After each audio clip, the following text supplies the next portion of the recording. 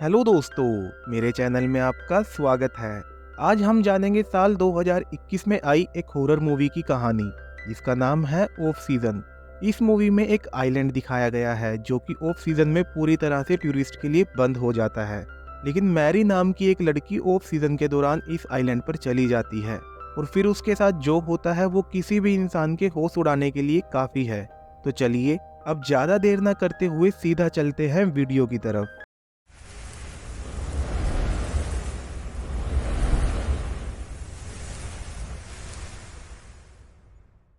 Movie की शुरुआत में हम मैरी को देखते हैं जिसे एक रहस्यमयी खत मिलता है। ये खत लोन पैम आइलैंड के कब्रिस्तान के केयर टेकर हैस्कल का था और इस खत में लिखा था कि तुम्हारी स्वर्गीय माँ को इस आइलैंड के कब्रिस्तान में दफनाया गया था और उनकी कब्र के आसपास किसी ने तोड़फोड़ की है। ऐसे में चेक करने के लिए तुम जल्दी से इस आइलैंड पर आ जाओ। इसके बाद मैरी अपने बॉयफ्रेंड जॉर्ज के साथ इस आइलैंड के लिए निकल जाती है। इस आइलैंड को शहर से एक ब्रिज कनेक्ट करता था और ब्रिज के एंट्रेंस पर खड़ा गार्ड इनका रास्ता रोक लेता है और इन्हें बताता है कि यहाँ का टूरिस्ट सीजन खत्म हो चुका है और अब ये ऑफ सीजन चल रहा है और अगले सीजन तक ये आइलैंड पूरी तरह से बंद रहेगा और इस दौरान बाहर से कोई भी यहाँ पर अलाउड नहीं है और इस आइलैंड के अंदर जाने वाले इस ब्रिज को भी उठा दिया जाएगा ताकि कोई भी आइलैंड पर ना जा सके। वो दोनों उसे बताते हैं कि वो कोई टूरिस्ट नहीं है और फिर मैरी गार्ड को वो लेटर दिखाती है। लेटर को देखकर गार्ड उन्हें अजीब तरह से देखने लगता है और फिर वो उन्हें इस आइलैंड के अंदर जाने देता है। अब एक लंबा सफर तय करके वो दोनों आइलैंड पर पहुंच जाते हैं। इस आइलैंड का मौसम खराब हो चुका था और अंधेरा बढ़ चुका था जिसकी वजह से उन्हें यहाँ पर क्रीपी वाइब्स आ रहे थे। अब मैरी सीधा आइलैंड के कब्रिस्तान में जाती है और अपनी माँ की कब्र की टूटी फूटी हालत देखकर इमोशनल हो जाती है और जॉर्ज मैरी को बोलकर इस कब्रिस्तान के केयरटेकर हैस्कल को ढूंढने चला जाता है। लेकिन मैरी उस समय ख्यालों में इतना डूबी हुई थी कि उसे पता ही नहीं चलता कि जॉर्ज अचानक कहाँ चला गया है। इसलिए होश में आते ही वो जॉर्ज को ढूंढने लगती है। जॉर्ज को ढूंढते वक्त उसे वहां पर एक बूढ़ी औरत मिलती है जिसका नाम एमिली था और एमिली मैरी से ऐसे बर्ताव करती है मानो वो उसे कई सालों से जानती हो। मैरी उसे केयरटेकर के बारे में पूछती है कि क्या उसे पता है कि वो कहाँ पर मिलेगा, जिस पर एमिली मना कर देती है। लेकिन वो बताती है कि वो मेन रोड पर फूलों की दुकान चलाती है और जब वो दुकान से आ रही थी उसने किसी को बीच की तरफ जाते हुए देखा था। एमिली सोचती है कि वो जरूर जॉर्ज होगा, इसलिए वो जॉर्ज को ढूंढने जंगल के रास्ते बीच की तरफ जाने लगती है। जंगल में वो कुछ लोगों को एकदम भूत की तरह खड़े हुए देखती है और इन लोगों की आंखें एकदम सफेद हो चुकी थी। वो सभी लोग मैरी को घूर रहे थे जिसकी वजह से मैरी डर जाती है और भागते हुए बीच पर पहुंच जाती है जहां उसे जॉर्ज मिल जाता है। अब इन दोनों की सबसे बड़ी समस्या ये थी कि आज रात आइलैंड का ब्रिज पूरे सीजन के लिए बंद होने वाला था, इसलिए इन्हें कैसे भी करके रात होने से पहले इस आइलैंड से बाहर निकलना था, वरना ये पूरे सीजन के लिए इस आइलैंड पर फंस जाते। लेकिन मैरी अपनी मदर की ग्रेव को इस हालत में छोड़कर नहीं जाना चाहती थी, इसलिए वो दोनों मदद के लिए सैंड ट्रैप नाम के एक होटल में जाते हैं। होटल के अंदर जाते ही सभी लोग इन्हें अजीब तरह से घूरने लगते हैं, लेकिन जॉर्ज हेल्प के बदले कुछ पैसे ऑफर करता है जिसकी वजह से एक आदमी उनकी हेल्प करने के लिए मान जाता है और वो मैरी को होटल में छोड़कर उस आदमी के साथ चला जाता है। उनके जाने के बाद एक आदमी मैरी के पास आता है और उससे कहता है कि अगर तुम्हें इस आइलैंड पर ज़रूरत से ज़्यादा समय लग जाता है तो तुम मेरे घर पर आ जाना। मैं आज रात देर तक जागता रहूँगा और मेरे पास एक नाव भी है। अगर तुम्हें मेरी मदद चाहिए तो मुझसे आकर मिलना। और वो आदमी मैरी को कुछ बताना चाहता था, लेकिन तभी बाकी लोग उसे वहाँ से ले जाते हैं और मैरी उसकी बातों पर ज़्यादा ध्यान नहीं देती। तभी जॉर्ज भी वापस आ जाता है और उसे केयर टेकर के बारे में कुछ भी पता नहीं चला था। अब मैरी फिर से सभी से केयर टेकर के बारे में पूछती है, जिस पर एक बूढ़ा आदमी हंसते हुए उसे कहता है कि क्या तुमने कब्रिस्तान में ध्यान से देखा था, और सभी लोग जोर जोर से हंसने लगते हैं। जॉर्ज को उनका बिहेवियर बहुत अजीब लगता है। उनके पास अब कोई रास्ता नहीं बचा था, इसलिए वो दोनों थक हार कर आइलैंड से बाहर जाने लगते हैं और रास्ते में मैरी को अपनी माँ एवा की आखिरी दिनों की बातें याद आने लगती हैं। वो जॉर्ज को बताती है कि उसकी माँ नहीं चाहती थी कि उनको इस आइलैंड के कब्रिस्तान में दफनाया जाए, लेकिन शायद किसी ने उनकी विल को बदल दिया जिसकी वजह से उन्हें इस आइलैंड के कब्रिस्तान में दफनाना पड़ा।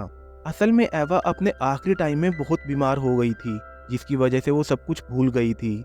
लेकिन एक दिन वो अचानक से ठीक हो जाती है और उन्हें सब कुछ याद आ जाता है और वो मैरी को बताती है कि इस आइलैंड पर बहुत ज़्यादा तूफान आया करते थे जिसमें अक्सर यहाँ के लोग मारे जाते थे और इसी वजह से यहाँ के मूल निवासियों ने शैतान से एक डील कर ली थी जिसके मुताबिक शैतान तूफानों से उनकी रक्षा करेगा और जब वो लोग अपनी पूरी जिंदगी जीकर नेचुरली मरेंगे तो उनकी सोल को शैतान ले जाएगा। एवा और उसकी फैमिली भी इस आइलैंड के मूल निवासी थे, जिसकी वजह से वो भी इस डील का हिस्सा थे और ऐसे में वो लोग भी शैतान की ही पूजा किया करते थे।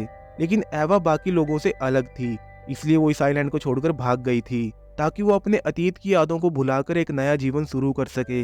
लेकिन उसके अतीत ने उसका पीछा कभी नहीं छोड़ा और अंत में उनकी विल के साथ शैतान ने ही छेड़छाड़ करी होगी, जिसकी वजह से उसे इस आइलैंड के कब्रिस्तान में ही दफना दिया गया था। अब सोचने वाली बात ये थी कि एवा की कब्र पर तोड़फोड़ ऐसे टाइम में हुई जब ये आइलैंड पूरे सीजन के लिए बंद होने वाला था और मैरी यहाँ पर ऐसे समय पर पहुंची जब वो इस आइलैंड पर फंस सकती थी। तो क्या ये सब शैतान की एक साजिश थी और क्या सच में इस आइलैंड के लोग शापित हैं? इन सब सवालों का जवाब हमें कुछ ही देर में मिल जाएगा। खैर, जॉर्ज मैरी की इन बातों पर भरोसा तो नहीं करता, लेकिन फिर भी वो जल्दी से जल्दी इस आइलैंड से बाहर निकलना चाहता था। पर कुछ दूर कार ड्राइव करने के बाद उसे एहसास होता है कि शायद वो रास्ता भटक गया है, क्योंकि ये रोड एक जंगल में जाकर खत्म हो जाती है, जिसकी वजह से वो इतना पैनिक होता है कि उनका एक्सीडेंट हो जाता है और एक्सीडेंट की वजह से मैरी बेहोश हो जाती है। और जब उसे होश आता है तो जॉर्ज वहां से गायब हो चुका था और जब वो जॉर्ज को ढूंढ रही थी तभी उसे दूर से एक सायरन की आवाज सुनाई देती है और ये सायरन ब्रिज के बंद होने की आवाज थी।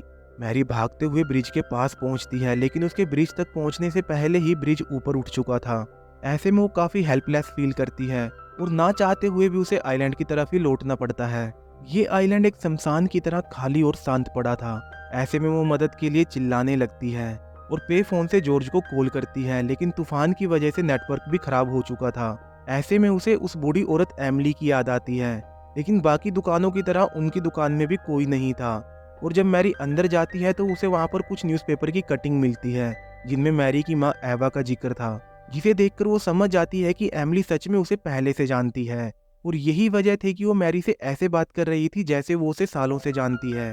तभी वो स्टोर में एमिली को देखती है जो कि एक बुत की तरह खड़ी हुई थी और अब उनकी आंखें भी पूरी तरह से वाइट हो चुकी थी। ये नज़ारा देखकर वो बहुत बुरी तरह से डर जाती है और भागती हुई फिर से सेंट्रैप होटल में पहुंचती है, लेकिन यहाँ पर भी सभी लोगों का वही हाल था और अचानक ही ये लोग मैरी पर हमला कर देते हैं और उसे अपनी तरफ खींचने लगते हैं। पर मैरी किसी तरह से उनसे अपनी जान छुड़ाकर वहां से भाग जाती है। भागते हुए जंगल में उसे वही आदमी मिलता है जो रेस्टोरेंट में उसे कुछ बताना चाहता था और वो उसे अपने साथ अपने घर ले जाने लगता है और रास्ते में वो मैरी को बताता है कि ये पूरा आइलैंड कर्स्ड है और ऑफ सीजन के दौरान शैतान सभी लोगों को पोजेस्ट कर लेता है और फिर उनकी एनर्जी पर फीड करता है। और यही वजह थी कि ये सब लोग एक बुत की तरह एक ही जगह पर खड़े हुए थे, लेकिन हर साल कोई एक आदमी होश में रहता है और इस साल उसकी बारी थी, इसलिए इस समय पूरे आइलैंड पर सिर्फ वही एक आदमी था जो कि होश में था।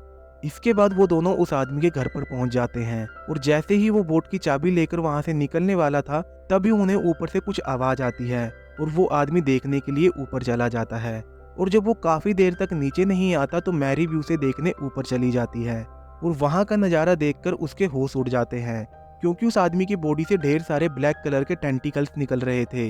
मतलब अब शैतान ने उसे भी पोजेस्ट कर लिया था और इस हालत में वो मैरी पर अटैक कर देता है, लेकिन मैरी पास में ही पड़ी एक फ्लेयर गन से उसके शरीर में आग लगाकर वहां से भाग जाती है। अब हालात ऐसे थे कि मैरी को कुछ भी करके इस आइलैंड से बाहर निकलना था, इसलिए वो एक दुकान के सिक्योरिटी रूम को तोड़कर एक गन चुरा लेती है और फिर ब्रिज की तरफ भागती है और ब्रिज के पास उसे जॉर्ज खड़ा हुआ मिलता है। जॉर्ज को भी अब शैतान ने पोजेस्ट कर लिया था। मैरी उसे होश में लाने की बहुत कोशिश करती है, लेकिन कोई फायदा नहीं होता, इसलिए मजबूरी में मैरी को उसे शूट करना पड़ता है।